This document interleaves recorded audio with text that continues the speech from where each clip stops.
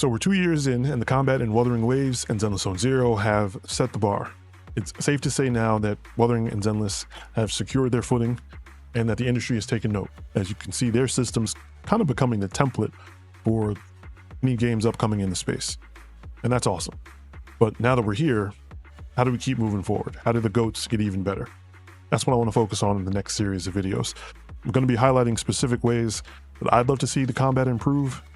But first, in this video, we have to discuss the main thing that I think is holding the combat back, or that at least will make expanding the depth of combat difficult. And that is the gearing system. Now, we're all familiar with the challenges of gearing in the big four gachas, but I want to specifically point out a game that has a different approach and all the benefits that come with it, especially for combat-focused games. Of course, I'm talking about the gearing system in Punishing Gray Raven. In my opinion, it's the best I've ever played, including any other style of RPG such as an MMO. It's the most satisfying long-term system that promotes engagement through variety and creativity rather than grinding and desperation. See, in PGR, every player can unlock a character and finish their gear set within the same patch that they release, often within the first 2 to 3 weeks of the patch. And that leaves players time to build other characters or work on alternative builds and sets. Now, the first way that this benefits the combat system is that it allows the devs to know exactly where the power floor and the power ceiling are. And I'm going to call this the power band for simplicity because I'm going to refer to it a lot, but it's basically the band or the distance between the power floor and the power ceiling. Now, if there's too much RNG, the power band is going to be too wide, and it makes it difficult to set the power level, without offering players a wildly different experience across the player base. The games will always feel oppressive to those with the worst RNG, and then it's going to be underwhelming to those with the best.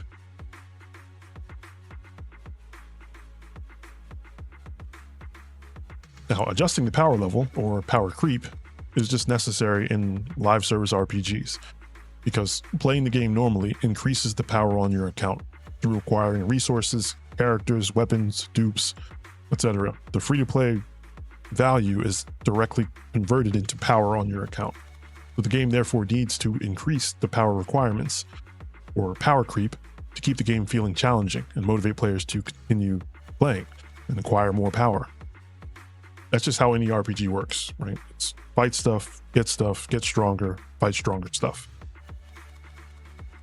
Now, it's much easier to make these adjustments in a game like Punishing Gray Raven, where the power band is very narrow. Everyone's going to have roughly the same stats. The difference is going to be in different builds and, of course, skill level, but not RNG. Now, a vast number of players have burnt out on Genshin, Wuthering, and Zenless's gearing systems, but I've never seen anyone quit or complain about PGRs. And that's because the modern gearing system defines burnout, which is putting energy into a system but not feeling like you're actually making progress. It's spinning your wheels. It's where the expression comes from. Now, this might be okay in a game where there's nothing beyond building characters and testing them, like AFK mobile games. There's no meaningful gameplay besides the inventory management. But it's a terrible system where gear is just a precursor to the combat gameplay. That's why people installed the game in the first place. That's why PGR's gearing system succeeds at making sure it's not in the way of players doing what they came for. Honestly, the benefits even exceed performance, to more casual interests like collection and achievement. If gearing itself is a satisfying process, players will do it just because it's fun. I built so many characters in PGR that I don't even really use. Some of them I don't even know how to use. But I still built them because it's just fun to do on a daily basis. Wasting your time spinning your wheels is not really considered something to do. So it absolutely is in Wuthering and Zenless' best interest to fix the gearing system so it at least stops getting in the way of enjoying even the current combat systems. Now, beyond that, it opens the game up to expand the combat in very dynamic ways. Again, like PGR. See, because of the precise power range, PGR devs are able to quickly and efficiently leap older characters and bring them back into the meta, while giving them new abilities and mechanics. They added extra gear slots to weapons, making a total of 8 slots to fill. Now, can you imagine the collective groan and dread if any of the big four tried to do that? People would riot.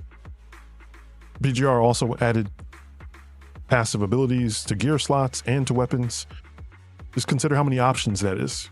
Meanwhile, it's advantageous to players in Genshin and ZZZ when the gear is restrictive, like slots that only have one option, because otherwise it would be truly impossible to get anything. And that's the advantage. See, PGR's method of making gearing feel rewarding and satisfying allows them to ask the players to do so much more with gearing and builds. It's the only game of the modern gachas where it's almost expected to have multiple gear sets for individual characters. Depending on the game mode, the specific enemies, the team composition, even the role on the team, each of them might have a completely different build.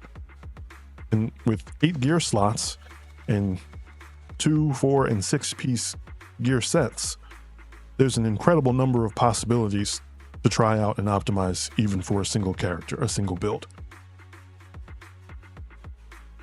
Especially when you add in the various options for the passives on the gear pieces. And I forgot about the cubs, the pets that they give you to help out in combat. They also come with their own builds, their own ability sets that also fit different situations and different playstyles. See, that's actually giving players something to do, not just pulling a slot machine pointlessly until they burn out. And this is before we even get to any actual gameplay expansions. This is just the base system and all the things they could do with the stuff that's already in the game. You can't have variety like that in the way that players approach building characters if you can't even guarantee that a person can build a set within a reasonable time. The gearing would have to remain so simple that eventually luck has a chance of solving it. So that's the first thing that I'd suggest to bring combat in these games to the next level.